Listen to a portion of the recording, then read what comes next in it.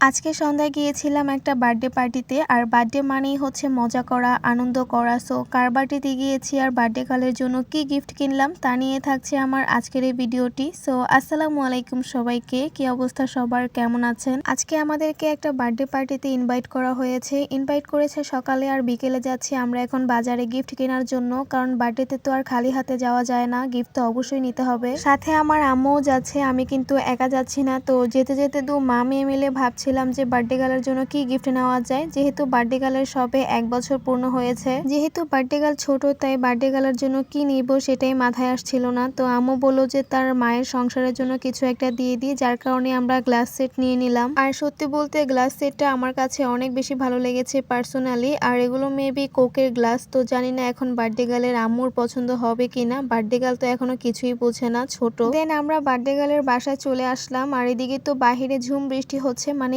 এই বৃষ্টির মধ্যে আসতে হয়েছে আমাদেরকে, কোনো ব্যাপার না। যতই ঝড় বৃষ্টি হোক না কেন, বার্থডে পার্টি তো কোনো মতেই মিস করা যায় না। আর আমার কাছে পার্সোনালি ডেকোরেশনটা কিন্তু অনেক বেশি ভালো লেগেছে, মানে একদম সিম্পলের মধ্যে ব্ল্যাক অ্যান্ড গোল্ডেন কালার করে করা হয়েছে। অ্যান্ড আমি আসার পর বার্থডে গার্লের বড় বোনের সাথে একটু হাত লাগালাম, মানে একটু হেল্প করেছি আর কি। তবে এই সিম্পল থিমটুকু সাজাতে আমাদের যে কি পরিমাণে কষ্ট হয়েছে সেটা না বললেই নয়। দেয়ালে তো কোনো রকম বেলুন আটকানোই যাচ্ছিল না, মানে একবার অনেক কষ্ট করে লাগাতাম, আবার একটু পর দেখতাম যে পড়ে গিয়েছে, মানে এরকমই হয়েছে পুরো বার্থডে পার্টিতে। এন্ড এই বেলুনের মাঝখানে কিন্তু রেড কালার ট্যাপ গুলো দেখা যাচ্ছিল, এগুলোর কারণে একটু কম সুন্দর লাগতে পারে, আপনারা প্লিজ ইগনোর করবেন। বাই দ্য ওয়ে, বলাই তো হয়নি আজকে আমরা কার বার্থডে পার্টিতে এসেছি। এটা হচ্ছে আমার ছোট বোনের ফ্রেন্ডের বাসা, প্লাস আমার একটা মামি বাড়িতে। সো আজকে হচ্ছে আমার একটা মামাতো বোনের বার্থডে পার্টিতে এসেছি। তো এখানে আমার খালাতো বোন, আমার ছোট বোন এন্ড বার্থডে গার্লের 2 বড় বোন মিলে হচ্ছে ছবি তুলছিল স্মৃতি হিসেবে রেখে দেওয়ার জন্য, যেহেতু আমার ছোট বোনের ফ্রেন্ডও ছিল এখানে।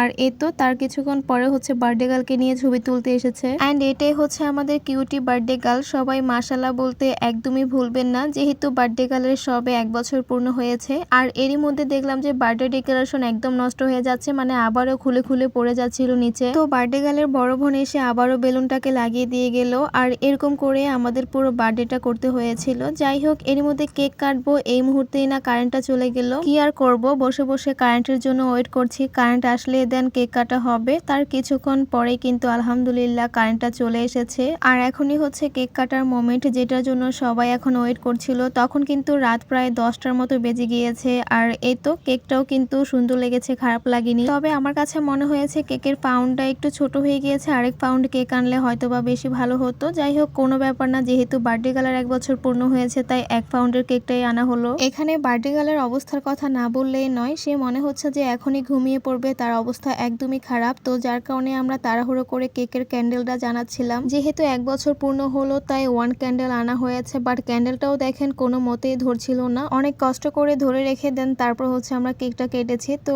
এই আর কি আমাদের আজকের বার্থডে পার্টি। কেক কাটার পর্ব তো শেষ হলো, দেন তারপর আমরা বিরিয়ানি খেয়েছি। তো আজকের মতো ভিডিওটি এখানে শেষ করছি। সবাই ভালো থাকবেন, দেখা হয়ে যাবে নেক্সট ভিডিওতে। সবাইকে আল্লাহ হাফিজ।